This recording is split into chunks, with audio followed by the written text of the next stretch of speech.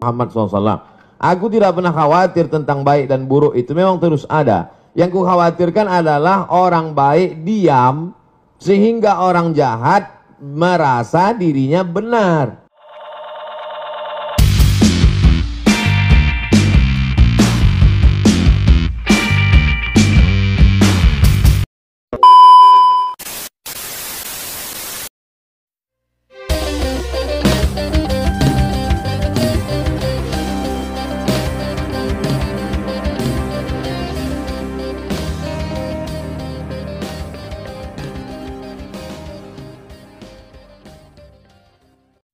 Menghadapi kebijakan-kebijakan pemerintah yang tidak adil ini. Kan, Ustaz? Penyakit umat yang paling mengerikan adalah penyakit tidak mau tahu. Aku tidak khawatir, kata Sayyidina Ali, aku tidak khawatir tentang baik dan buruk. Karena memang dari dulu baik buruk ini ada. Ada Kabil, ada Habil, ada Namrud, ada Ibrahim, ada Firaun, ada Musa, ada Abu Lahab, ada Muhammad. Aku tidak pernah khawatir tentang baik dan buruk, itu memang terus ada. Yang ku khawatirkan adalah orang baik diam sehingga orang jahat merasa dirinya benar.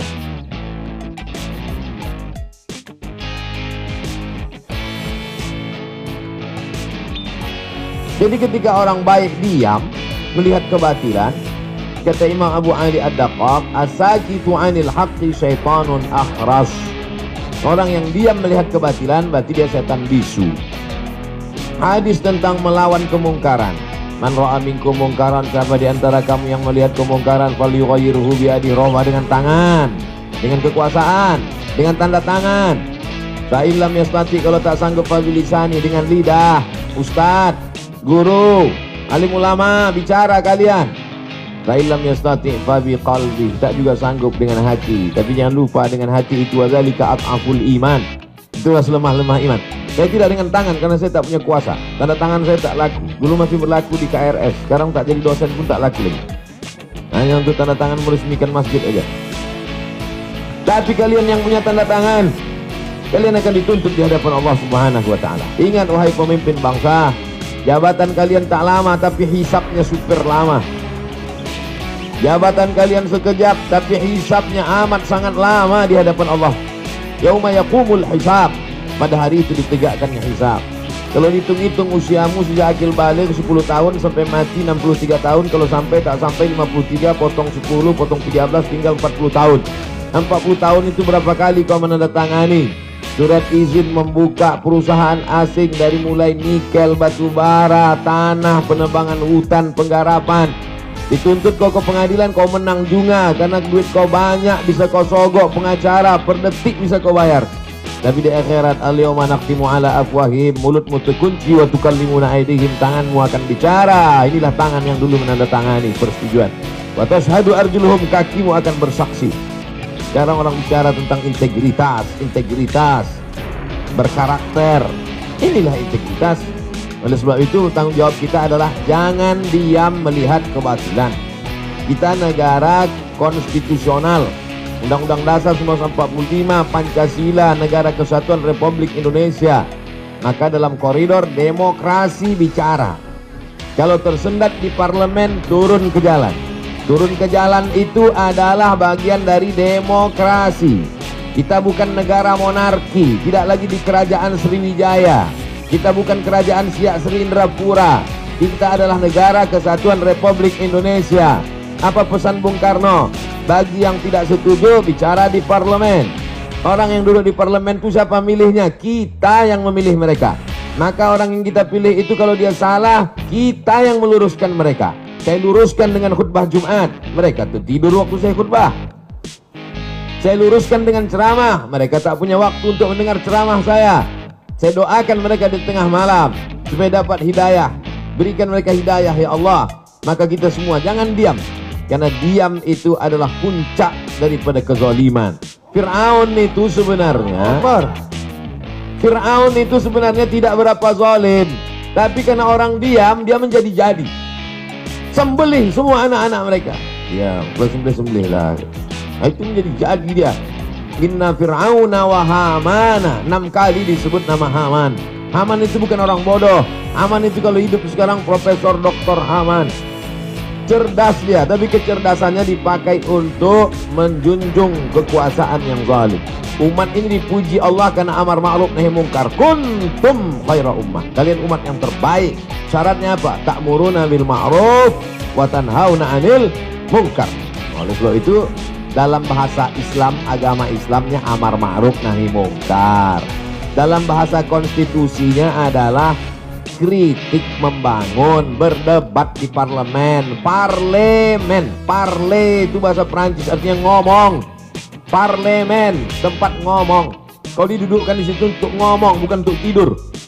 Oleh sebab itu maka habis sudah saya sampaikan. Mudah-mudahan sampai ke telinga mereka. Mereka tonton. Jangan lupa kalau kau tonton, subscribe, like, and share. Wallahu a'lam. Subhanallah, terima kasih Ustadz. Profesor, jadi profesor juga. Ya, alhamdulillah, insya Allah apa yang disampaikan beliau ini menjadi penyemangat ya, penggetuk hati-hati kita. Ustadz, ada pertanyaan yang kedua ini dari M. Alvinus Air. Assalamualaikum Pak Ustadz Abdul Somad.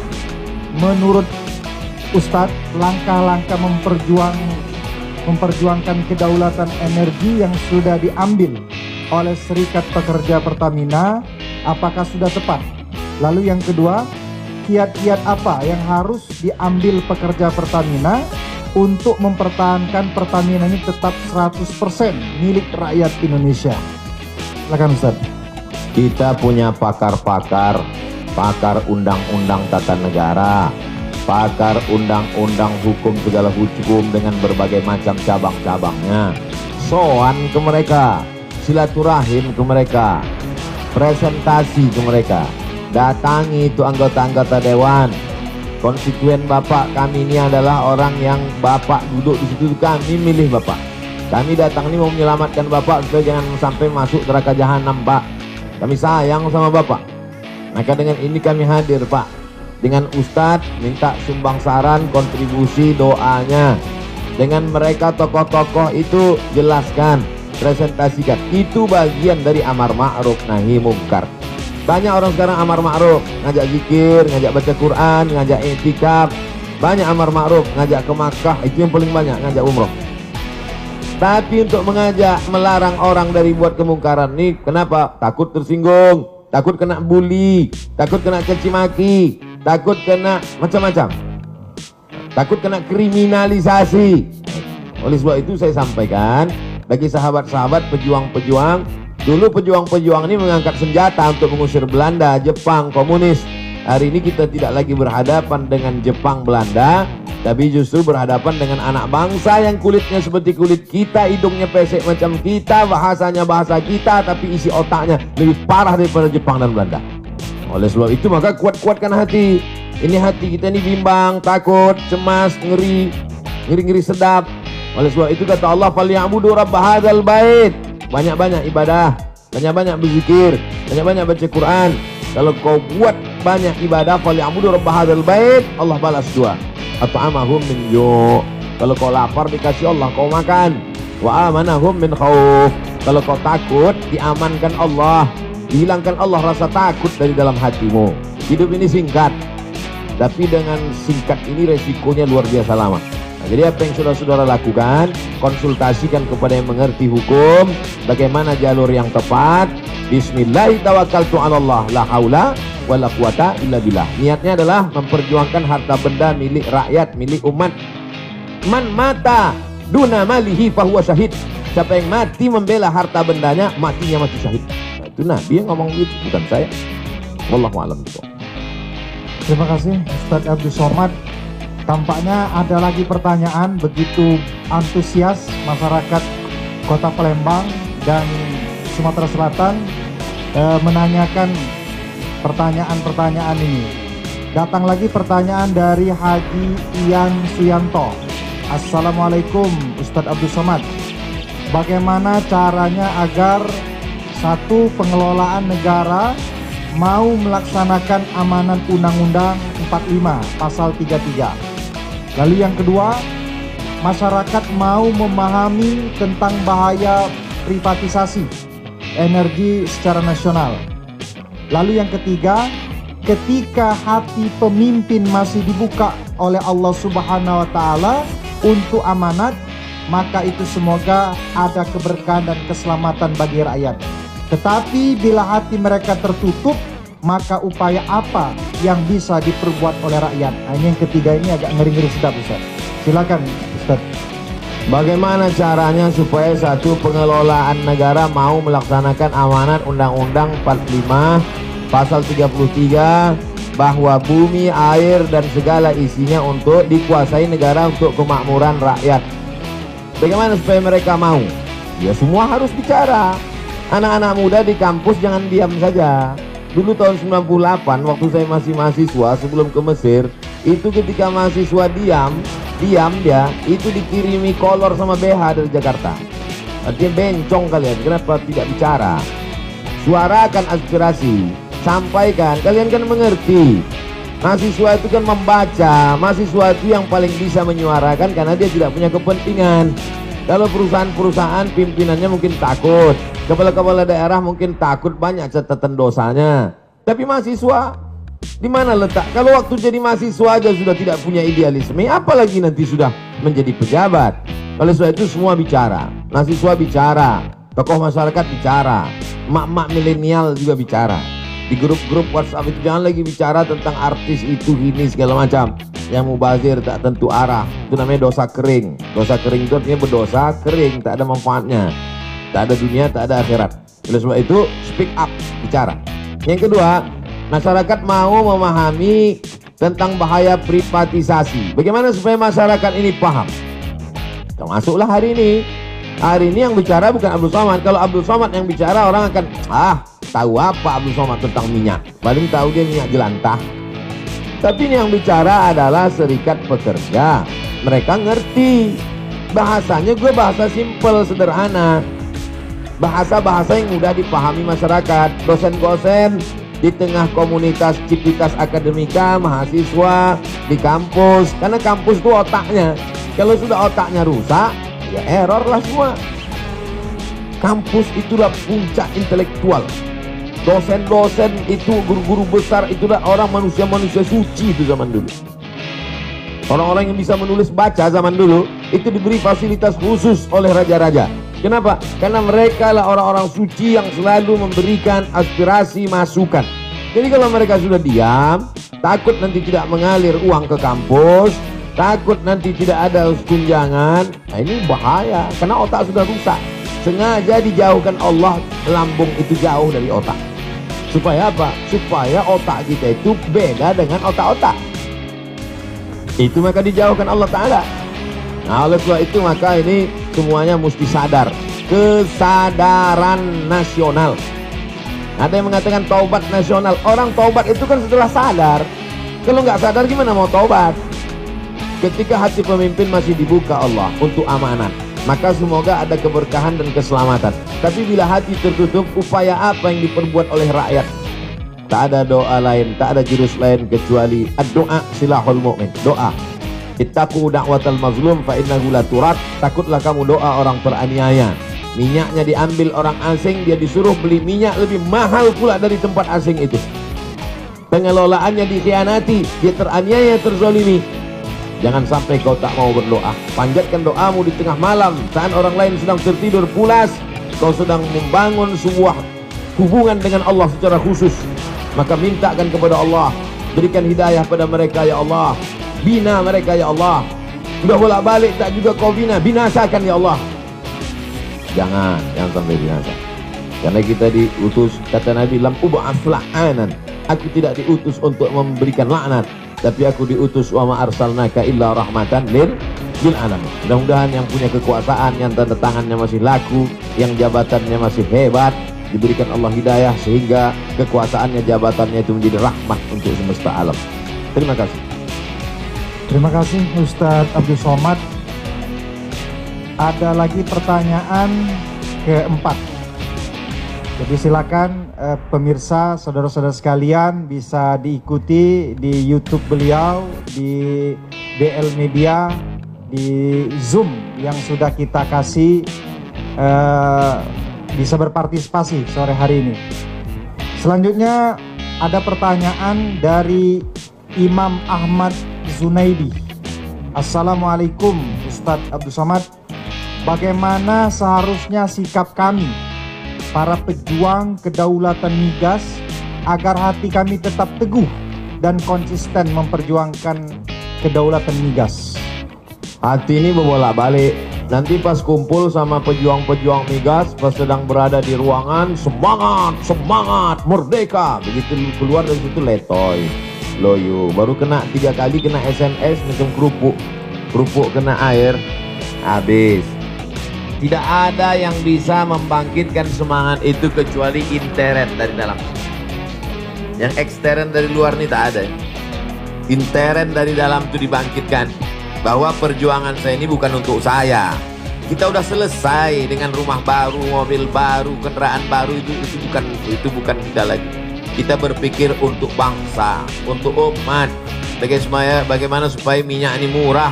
Bagaimana supaya 67% tambah 12% dan dikembali untuk rakyat ini? Bagaimana supaya kita bisa menikmati biaya sekolah murah? Bagaimana supaya negeri ini aman? Baldatun thayyibatun wa rabbun ghafur. Karena orang lapar amat sangat mudah diprovokasi. Jadi siapa yang memperjuangkan kedaulatan migas ini, sesungguhnya dia bukan memprovokasi masyarakat, dia sedang menjaga keutuhan anak bangsa. Karena orang kalau sudah lapar, orang lapar mudah dipicu lalang kering di panas terik. Nah, setelah kau kuatkan hatimu, kuatkan hati. Ustaz kalau sedang susah hati apa Ustaz baca? Selawat.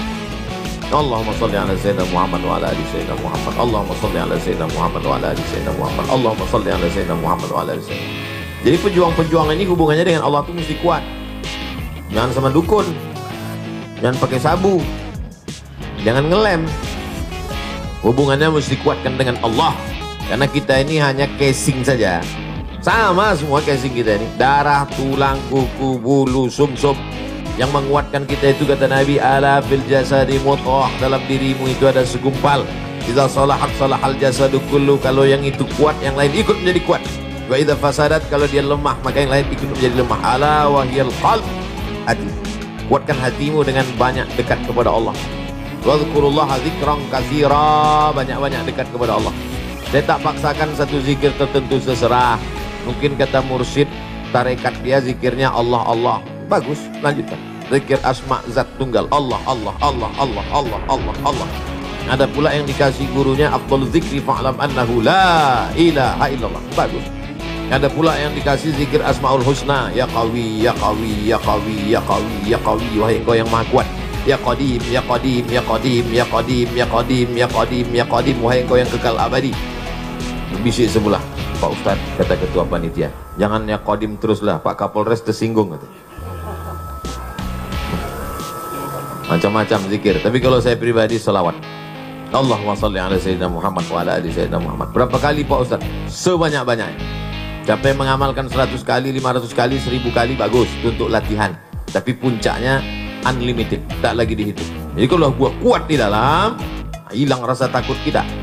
Besarkan Allah Ta'ala dalam dirimu, dalam hatimu, dalam jiwamu, maka kecil semua manusia ini kau pandang. Saya sekarang ini melihat semua ini kecil. Kenapa? Karena sedang di atas. Kecil semua, gedung-gedung, mobil-mobil. Kalau kita berada di atas, maka kecil kita melihat sesuatu. Oleh sebab itu, dekatkan dirimu dengan Allah, sehingga kecil, remeh-temeh kau lihat masalah-masalah dunia. Kau angkatkan tanganmu kepada Allah. Allahu Akbar. Perjuanganmu, jihadmu adalah memperjuangkan migas supaya balik kepada umat, balik kepada anak bangsa. Demikian. Subhanallah. Beliau tadi menjelaskan begitu komprehensif. Kalau tadi legislatif, kena nasihat, yudikatif, kena juga mahasiswa. Jadi bergerak bersama serikat pekerja ini bukan memprovokasi, kata beliau, tetapi menjaga. Bentuk menjaga inilah sesungguhnya yang harus kita berikan jempol. artinya masih ada anak-anak bangsa ini yang peduli.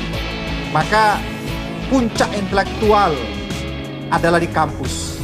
Maka mahasiswa sebagai agen perubahan, dia juga harus ikut menyikapi. Tidak bisa hanya serikat pekerja atau hanya kelompok-kelompok kecil, tapi juga mahasiswa sebagai agen perubahan atau pusatnya intelektual harus ikut berpartisipasi. Karena apa? Ini menjaga kedaulatan, bukan hanya kepentingan Pertamina, tapi kepentingan bersama untuk anak cucu kita yang akan datang. Ustaz Abdul Somad, nampaknya masih ada pertanyaan, Ustaz. Karena masyarakat Palembang dan Sumsel ini tampaknya tidak mau menggunakan waktu. Karena mereka tahu untuk nanya langsung ini susah. Maka kesempatan ini dipakai dengan sebaik-baiknya. Dari Basuki apa ini? Oh, Santoso ya. Saya kira Basuki yang situ nanti. Kepada Ustaz Abdul Somad, Assalamualaikum. Ustaz Abdul Somad, jika direksi, nah ini bicara direksi nih. Jika direksi atau pemerintah masih tetap memaksa keputusan IPO atau go publik gitu kan, atau menjualkan saham kepada pihak swasta, ya subholding tadi, salahkah kami jika mengambil sikap demo, mogok kerja untuk memperjuangkan sikap perjuangan kami ini? Apalagi Ustaz Somad kasih informasi komisarisnya ini Pak Basuki. Ya betul. Ya, jadi apakah kami ini tidak salah langkah kalau demo mogok kerja untuk memperjuangkan amanat negara ini?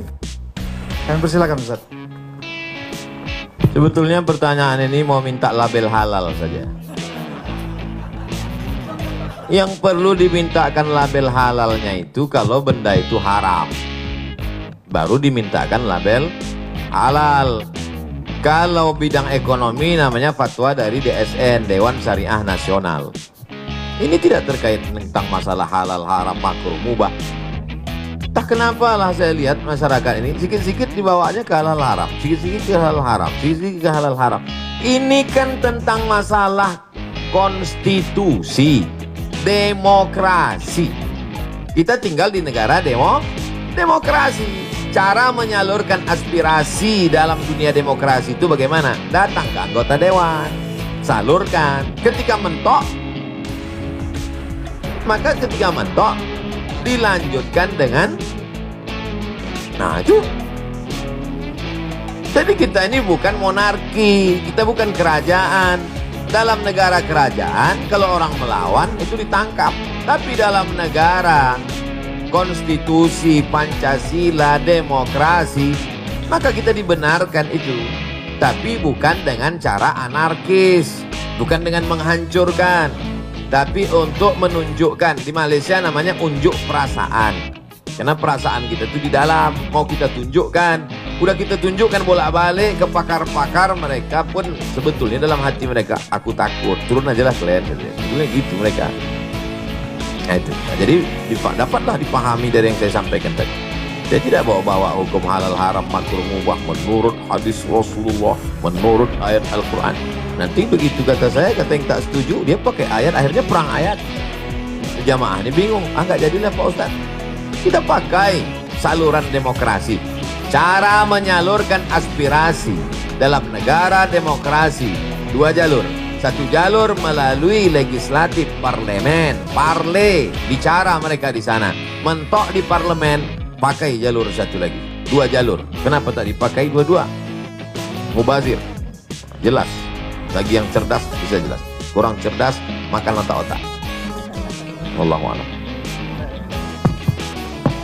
Jadi 2 jalur itu yang harus kita tempuh. Melalui parlemen, ada juga demo atau bahasa aktivisnya parlemen jalanan. Dua-duanya dijamin oleh negara karena itu adalah hak demokrasi, berbicara di muka, menyampaikan pendapat di muka umum. Jadi saya kira apa yang disampaikan beliau tadi clear dan jelas.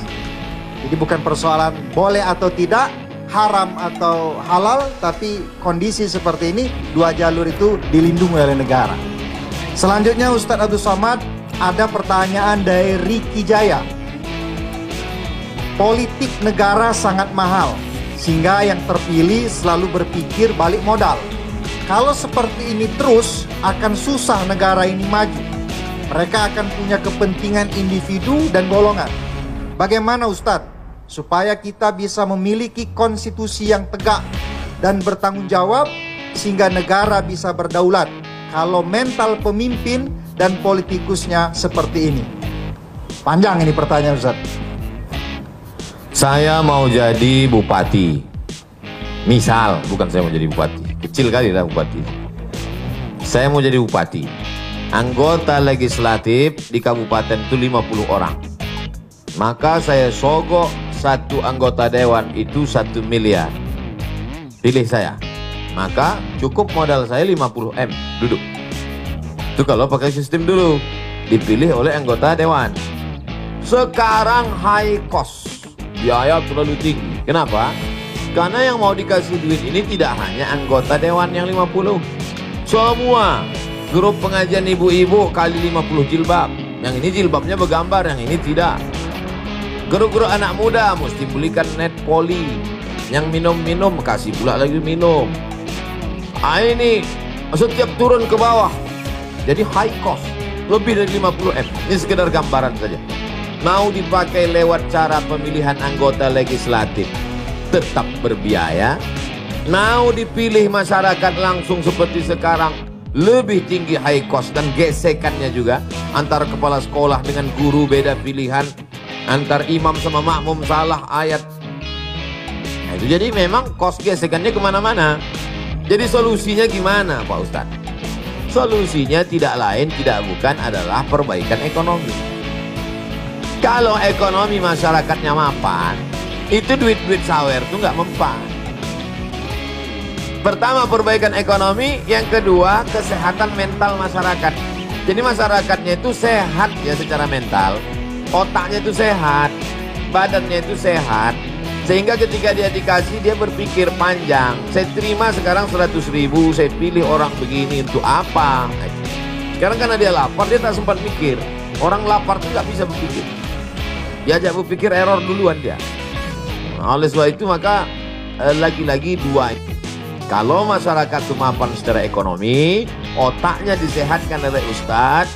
Ustadz dari mimbar menyampaikan, Iqna' bima qasamallahu laka takun aghnan nas. Merasa cukuplah engkau dengan pemberian Allah, maka kau menjadi orang yang berkecukupan. Dia tidak lagi menjadi masyarakat yang konsumtif. Mazhabnya konsumerisme. Maka insya Allah selamat. Itulah yang tujuan saya ceramah selama ini. Mari belanja ke warung tetangga. Mari memproduksi air minum kita. Mari kita produksi pangan. Tujuannya apa? Ketahanan ekonomi, kemapanan finansial, sehingga masyarakat tidak mudah dibeli suaranya oleh penjahat-penjahat intelektual, penjahat-penjahat politik yang memang high cost tadi. Dia tidak akan pernah lelah menyampaikan ini. Karena setan sampai sekarang belum pensiun. Nanti kalau sudah setan pensiun dini baru kita sama-sama lelah. Dua saja kuncinya. Capek kita, menang setan. Capek setan, menang kita. Oleh sebab itu, inna syaitana lakum aduun. Setan itu musuh kamu, fattakhidhuhu adua. Jadikan dia sebagai musuh. Karena banyak orang berkawan dengan setan. Saya kira demikian.